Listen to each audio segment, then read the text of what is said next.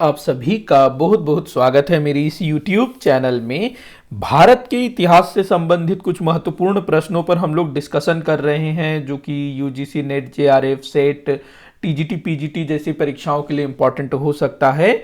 तो अगर आप इस तरह के किसी भी एग्जाम की तैयारी कर रहे हैं तो ये वीडियो श्रृंखला आपके लिए काफ़ी इंपॉर्टेंट हो सकता है। और अगर आप किसी दूसरे वनडे एग्जाम की तैयारी कर रहे हैं जिसमें इतिहास से उतने ज़्यादा क्वेश्चन नहीं पूछे जाते हैं, मतलब कि मेन सब्जेक्ट हिस्ट्री नहीं है, तो आप इस वीडियो को स्किप भी कर सकते हैं। बाकी अगर आपका मेन सब्जेक्ट हिस्ट्री है तो ये वीडियो सीरीज बिल्कुल भी मिस मत करिएगा।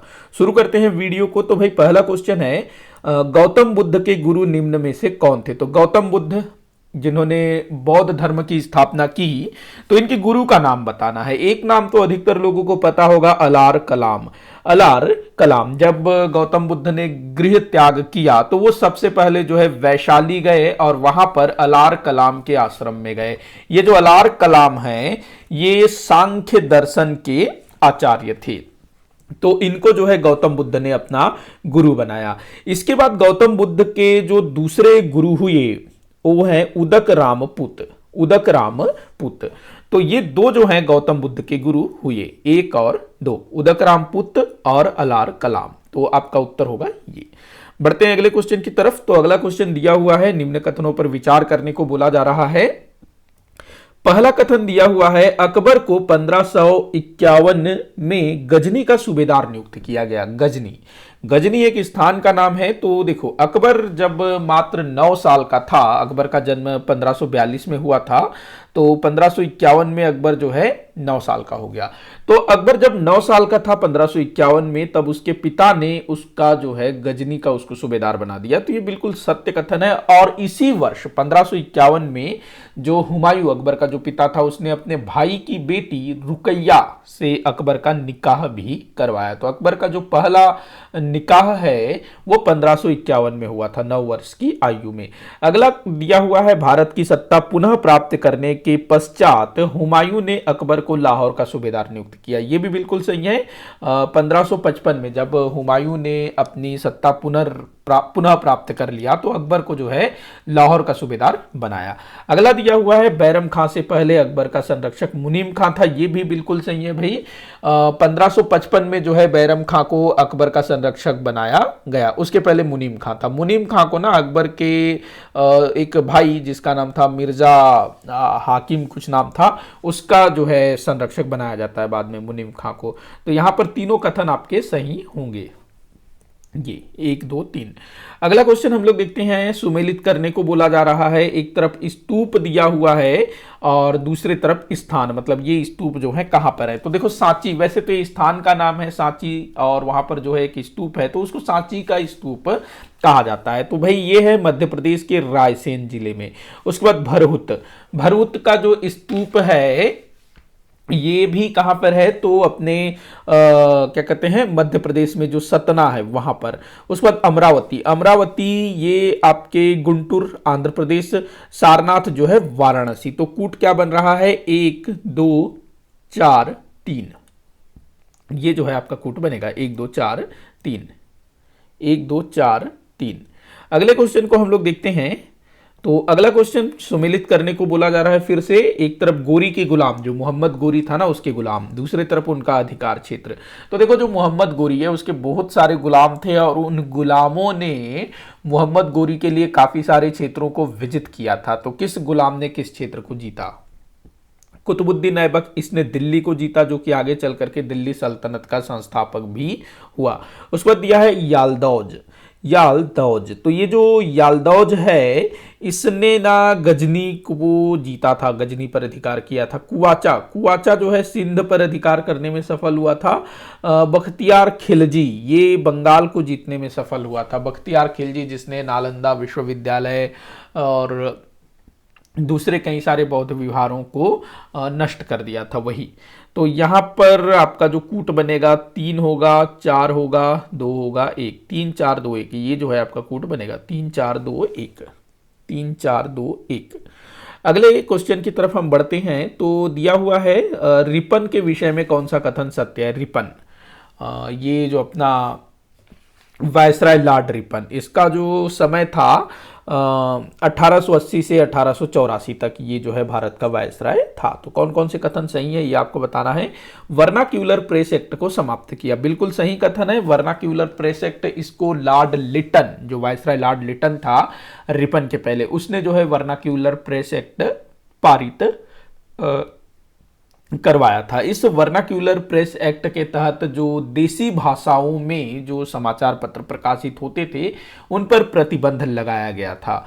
तो इसको जो है रिपन ने समाप्त किया। ठीक है, ये अगला दिया है भारत में स्थानीय स्वशासन की स्थापना, ये भी बिल्कुल सही है। स्थानीय स्वशासन की स्थापना का श्रेय रिपन को दिया जाता है। अगला दिया है प्रथम दशकीय जनगणना की शुरुआत, ये भी सही है। 1881 में पहली दशकीय जनगणना आरंभ हुई। इल्बर्ट बिल, ये भी जो है इसी के समय हुआ था, रिपन के समय। इल्बर्ट बिल के माध्यम से जो न्यायालय है वहां पर भारतीय न्यायाधीश अंग्रेजों की सुनवाई करने का अधिकार प्राप्त कर रहे थे, तो इसका जो है अंग्रेजों ने विरोध किया था। तो इल्बर्ट बिल ध्यान रखेंगे। प्रथम फैक्ट्री अधिनियम 1881 में इसी के समय आया था। तो यहां पर पांचों कथन सही होंगे, तो यहां सभी जो है सही होंगे, सभी सही होंगे। अगला क्वेश्चन हम लोग देखते हैं, निम्न कथनों पर विचार कीजिए। निम्न कथनों पर विचार कीजिए। जलालुद्दीन खिलजी के समय सर्वप्रथम दक्षिण भारत पर आक्रमण किया गया। तो देखो यहां पर जो अगर आप देखोगे ना टेक्निकली, तो जो जलालुद्दीन खिलजी, जो कि खिलजी वंश का संस्थापक था, 1290 से लेकर के 1296 तक इसने रूल किया। तो इसके समय में पहली बार दक्षिण भारत पर आक्रमण किया गया, ये बिल्कुल सही कथन है। देखो कैसे, क्या बोल रहा है कि जलालुद्दीन खिलजी के समय, या हम बोल सकते हैं जलालुद्दीन खिलजी के शासनकाल में सर्वप्रथम दक्षिण भारत पर आक्रमण किया गया। भाई बिल्कुल सही कथन है। 1294 में जलालुद्दीन खिलजी के भतीजे, और साथ ही साथ में वो जो है जलालुद्दीन खिलजी का दामाद भी था। कौन था भाई ये व्यक्ति? तो अलाउद्दीन खिलजी। अलाउद्दीन खिलजी ने जलालुद्दीन खिलजी के बिना परमिशन लिए दक्षिण भारत के एक राज्य देवगिरी पर आक्रमण कर देता है। तो ये हम पढ़ते हैं ना, तो जलालुद्दीन खिलजी के समय उसके भतीजे ने दक्षिण पर आक्रमण किया था। तो इस प्रकार से जलालुद्दीन खिलजी के समय सबसे पहली बार दक्षिण पर आक्रमण हुआ था, लेकिन जलालुद्दीन खिलजी ने खुद ने नहीं किया था, उसके भतीजे ने किया था उसकी परमिशन के बिना। बाद में फिर होता है ना कि देवगिरी से वो काफी सारा माल वगैरह लूट करके लेके आता है अलाउद्दीन खिलजी, फिर उसके जो चाचा है वो उसकी धोखे से हत्या कर देता है, मतलब जलालुद्दीन खिलजी की धोखे से हत्या कर देता है। तो ध्यान रखेंगे जलालुद्दीन खिलजी के समय सर्वप्रथम दक्षिण भारत में आक्रमण हुआ था, लेकिन सुल्तान ने नहीं करवाया था, अलाउद्दीन खिलजी अपनी इच्छा से गया था। दूसरा कथन है अलाउद्दीन खिलजी प्रथम सुल्तान था जिसने सर्वप्रथम दक्षिण भारत पर आक्रमण किया। यह बिल्कुल सही है। एक सुल्तान के मामले में पहला सुल्तान जिसने दक्षिण भारत पर आक्रमण किया वो था अलाउद्दीन खिलजी। अगला दिया है गयासुद्दीन तुगलक के समय सर्वप्रथम दक्षिण भारत के राज्यों का दिल्ली सल्तनत पर विलय हुआ। यह भी सही है। देखो अलाउद्दीन खिलजी ने दक्षिण भारत को लगभग पूरी तरह से जीत तो लिया, लेकिन उन राज्यों को दिल्ली सल्तनत में नहीं मिलाया। उन राज्यों को दिल्ली सल्तनत का करद राज्य बना दिया, मतलब कि वार्षिक कर देते थे, वो राज्य टैक्स देते थे दिल्ली सल्तनत को। लेकिन गयासुद्दीन तुगलक, जो कि तुगलक वंश का संस्थापक था, उसके समय में दक्षिण भारत के राज्यों का सीधा सीधा विलय दिल्ली सल्तनत में किया गया। तो यहां तीनों कथन सही होंगे और ध्यानपूर्वक देखिए इसको। तो यहां आपका उत्तर हो जाएगा 1, 2, 3। अगले क्वेश्चन को हम देखते हैं, निम्न कथनों पर विचार कीजिए। बौद्ध धर्म एवं जैन धर्म के प्रवर्तक क्षत्रिय कुल के थे। ठीक है भाई, दोनों जो है क्षत्रिय कुल के थे। अगला है बौद्ध धर्म एवं जैन धर्म दोनों में ही जनसाधारण की भाषा के माध्यम से प्रचार प्रसार किया। देखो जो जैन धर्म के लोग थे उन्होंने अर्धमागधी भाषा का प्रयोग किया, और बौद्ध धर्म के जो लोग थे, मतलब जो महात्मा बुद्ध थे, उन्होंने पाली भाषा का प्रयोग किया, और दोनों ही भाषाएं जो है ना जन सामान्य की भाषा थी। ठीक है। ये अगला दिया है बौद्ध धर्म एवं जैन धर्म दोनों ही नारियों के निर्वाण के पक्ष में थे। ये भी सत्य है। तो यहां पर आपका जो तीनों कथन होगा वो सही होगा। अगले क्वेश्चन की ओर हम बढ़ते हैं। सॉरी, अगला क्वेश्चन दिया हुआ है, सुमेलित करने को बोला जा रहा है। पहला इस तरफ राज्य दिया है, इस तरफ जो है संस्थापक दिया है। देख लेते हैं। ये जो है ना अपना जो बहमनी साम्राज्य से जो विखंडित हो करके जो राज्य बने ना, उनके बारे में यहाँ पर दिया है। तो देखते हैं राज्य मतलब बरार। बरार के जो संस्थापक था वो था इमादुल मुल्क। इसको इमाद शाह भी बोला जाता है। इमाद शाह, इमाद शाह, फतेहुल्ला इमाद शाह। बीजापुर की बात करें तो यूसुफ आदिल शाह, अहमदनगर में मलिक अहमद, गोलकुंडा में कुली कुतुब शाह। तो आपका कूट क्या बन रहा है? 3 1 2 4। ये जो है आपका कूट बन रहा है। तो क्या था? 3 1 2 4। हाँ, ये था ना 3 1 2 4। अगला क्वेश्चन दिया हुआ है, सुमेलित करने को बोला जा रहा है। देखते हैं चौथ का संबंध मराठा शासन, मराठा साम्राज्य से था। जो मराठे थे वो अपने आसपास के राज्यों से चौथ वसूला करते थे। चौथ मतलब उस राज्य के आय का चौथा हिस्सा।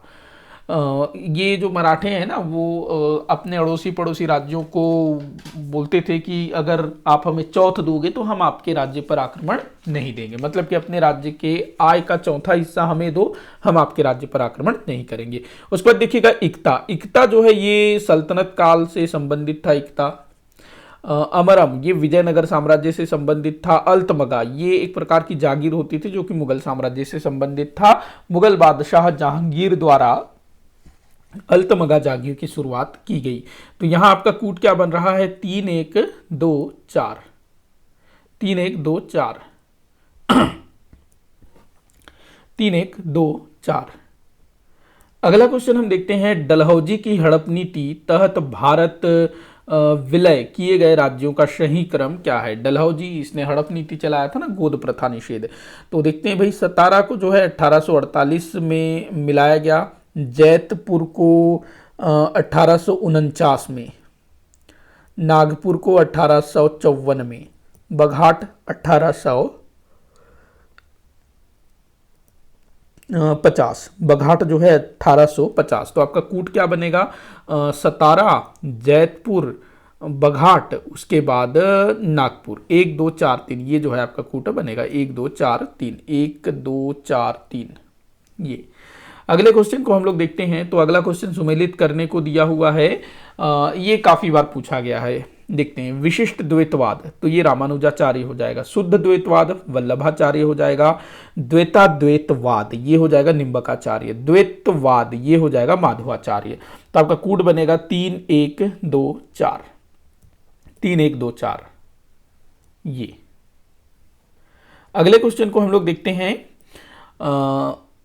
ऑपरेशन पोलो का संबंध है। ऑपरेशन पोलो काफी इंपॉर्टेंट है, ध्यान रखना। ऑपरेशन पोलो, तो भारत छोड़ो आंदोलन की अगर हम बात करें तो यहां पर था 0 आवर, ऑपरेशन 0 आवर, जिसके तहत देश के तमाम बड़े नेताओं को गिरफ्तार किया गया। 8 अगस्त 1942 को भारत छोड़ो आंदोलन का प्रस्ताव पारित हुआ। अगले दिन 9 अगस्त 1942 तक देश के तमाम बड़े नेताओं को गिरफ्तार करके जेल में डाल दिया गया था। तो ये हुआ था ऑपरेशन 0 आवर के तहत। इसका राइट आंसर होगा ऑपरेशन पोलो का हैदराबाद का भारत संघ में विलय। देखो, हैदराबाद जो कि एक रियासत हुआ करता था और भारत के स्वतंत्रता के पश्चात ये जो है खुद को एक स्वतंत्र देश बनाना चाहता था और कहीं ना कहीं ये पाकिस्तान की ओर भी इसका झुकाव था। तो भारत सरकार द्वारा जब भारत आजाद हो गया तो जो सरदार वल्लभ भाई पटेल थे वो रियासतों के विलय में लगे हुए थे। तो उन्हीं के प्रयासों से सैन्य कार्यवाही के द्वारा हैदराबाद का विलय भारत संघ में हुआ। तो हैदराबाद का भारत संघ में विलय हुआ तो इसके लिए जो है ऑपरेशन पोलो चलाया गया था। देखो ऐसा मतलब आप लोग ध्यान रखना कि जो हैदराबाद है ना, यहाँ पर पोलो के बहुत सारे मैदान थे। लगभग 17-18 मैदान थे पोलो के, बड़े बड़े मैदान, जहां पर रईस लोग पोलो खेलने आते थे। अगले क्वेश्चन को हम लोग देखते हैं, गांधी ब्रिगेड क्या था? गांधी ब्रिगेड, अच्छा ये वाला क्वेश्चन ना अभी जो असिस्टेंट प्रोफेसर का एग्जाम हुआ था उसमें पूछा गया है।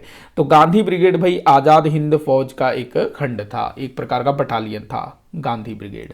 अगला क्वेश्चन, अच्छा बस 13 ही क्वेश्चन है, माफी चाहूंगा। तो आज के लिए फिलहाल इतना ही। आप कमेंट करके बताइएगा आपसे कितने क्वेश्चन सॉल्व हुए। वीडियो को लाइक करिएगा, शेयर करिएगा, चैनल को सब्सक्राइब करिएगा। वीडियो को आखिर तक देखने के लिए बहुत बहुत धन्यवाद।